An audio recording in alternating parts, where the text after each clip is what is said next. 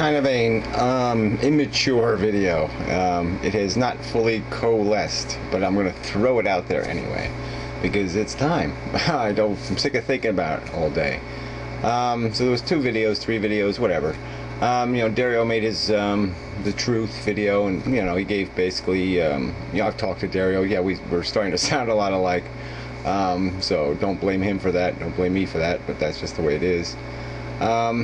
And then I watched Veritas, 48 guy, whatever he is. He did a video explaining his Christianity, and that he doesn't mind being proselytizing for Christianity in one way, even though he acquired his devotion through another mechanisms besides rational or logical thinking, which is fine, whatever. It works both ways, I guess I'd say to him, just as a statement. I mean, people have all kinds of shitty shit happen to them. So there's all kinds of people have shitty lives. Some of them go to Christianity, some of them not. Obviously, people in other countries choose some other god. Muhammad or something else becomes the light to them, and that's the sort of the imbecility or the illogic of the circumstances, that apparently the God doesn't have any tendency to, there's no tendency for people to gravitate to the God. They just gravitate to anyone that's available. So it's sort of a logical disconnect right there.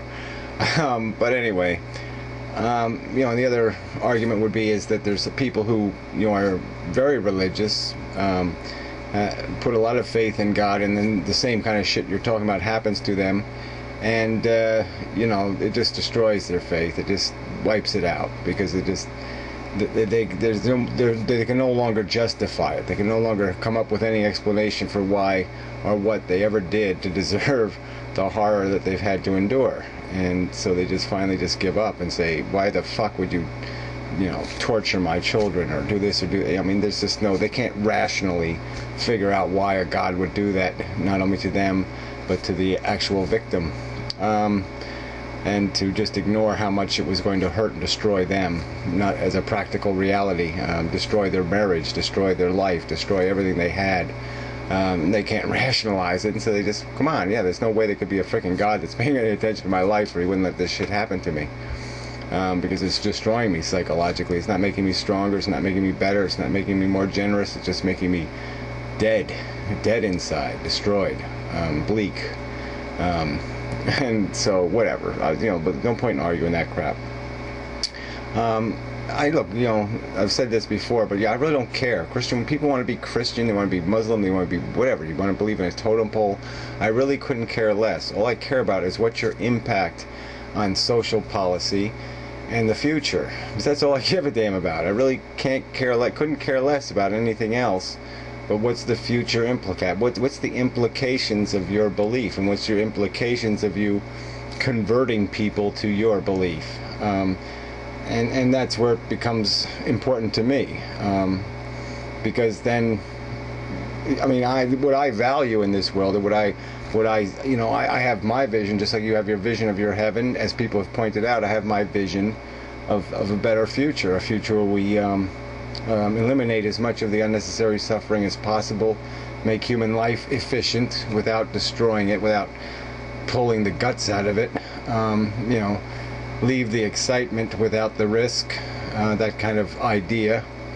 And I think that way on all the other social issues, whether it be abortion or anything else. It's just irrational to perceive a fertilized egg as the same thing as a maturated human being or a sentient human being. And we know the physics and the biology and the chemistry. And there's no doubt that a gestating human is not a substantial sentient creature, and so it's only the magic you impose on it, the perceptual magic, just like with a stuffed animal or some other symbol of something. You've decided it's a symbol, like an American flag or something, and it can't be desecrated. And so that's what this piece of biology becomes to you. And so then you decide the destiny of other people's lives, to take away their own capacity to invest their own judgment, invest their own life in their own judgment, and their own future in their own judgment. And you decide to tell them what the best thing for them to do is, and that's bullshit. Especially in that circumstance, when you have so little logic to back it up, when all you have is the idea of what a god says that biology is. That's a bullshit. The 2,000-year-old book does not describe, is not justification for you telling other people what they have to see when they look at a gestating human.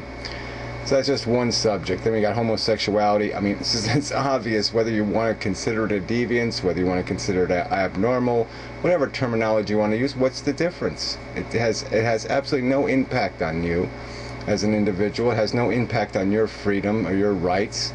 It's just nonsense to have any prohibition against people being what they feel they are. I mean, obviously I guess some of this goes to the point where I guess you would pass laws against swearing in public or some other kind of nonsense too. But I mean, obviously there's grades of gayness, and there's gays that are in your face, and maybe some of that you find for some family value reason obnoxious. But regardless, pass a law against the obnoxious gays, but to tell all gays that they are second-class citizens and aren't entitled to the same rights and privileges that the rest of the people are is bullshit. So fuck that nonsense.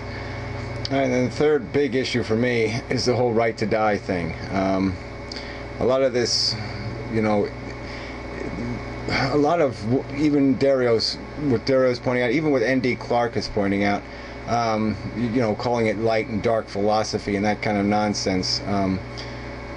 It really doesn't matter as long as the individual involved says, yes, I am validating my existence. I want to live. I will endure whatever I have to endure. Blah blah blah. I can call him an idiot, but I have no need to tell him he's an idiot. I might have a responsibility to at least try to convince him he's an idiot, but it doesn't matter.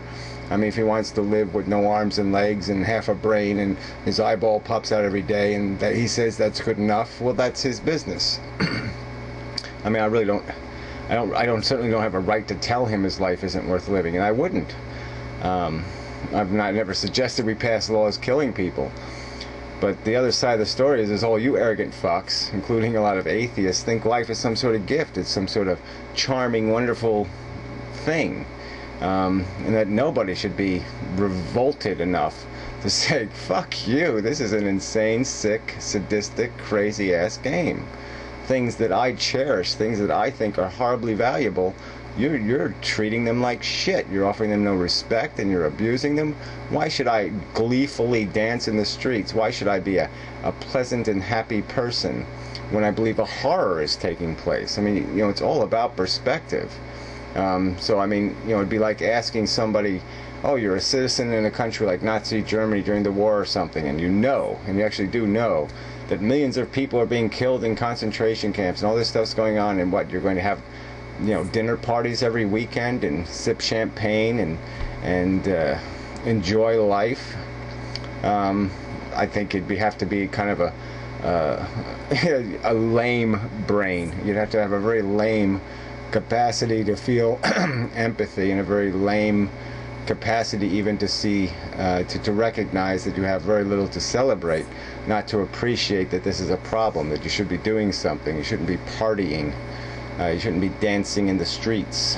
And so we can just change the standard. I mean, who's to say what the appropriate standard is? I mean, I could be a person in North America while we're slaughtering the Indians, or I could be a human being who has appreciation for the feelings of animals, and I could think there was a Holocaust taking place because they're enduring untold suffering so they can provide, so they can be a convenience to humanity, and so I could consider that a horror and something that might eat at me, might darken my little heart throughout my day now and then. There's lots of ways I can A person can go through this thing called life, and they're going to have different perspectives based on what they value. But the bottom line is that's what we cherish. We each cherish things that we value, and we oppose those things that are destructive to those values. So I'm only going to oppose religion when it is destructive to my values. And the important values is that arrogance that's telling me life is a gift, I must enjoy it, and I must certainly endure it. I don't have a right to use the same medical technology we'd use to let people live longer than nature would say was appropriate. That same technology I can't use to say, fuck you, you play this crazy ass game, I'm out of here. Future wouldn't matter to me much. I mean, I wouldn't worry about it too much. If human beings always have the right just to press the button and say, I'm out of here. Okay, you people are nuts, I'm getting out. As long as it was an escape hatch for the rational and the reasonable and the sane, I'd say, okay, fine. Go ahead, you sadistic, masochistic lunatics. Play your maggot game.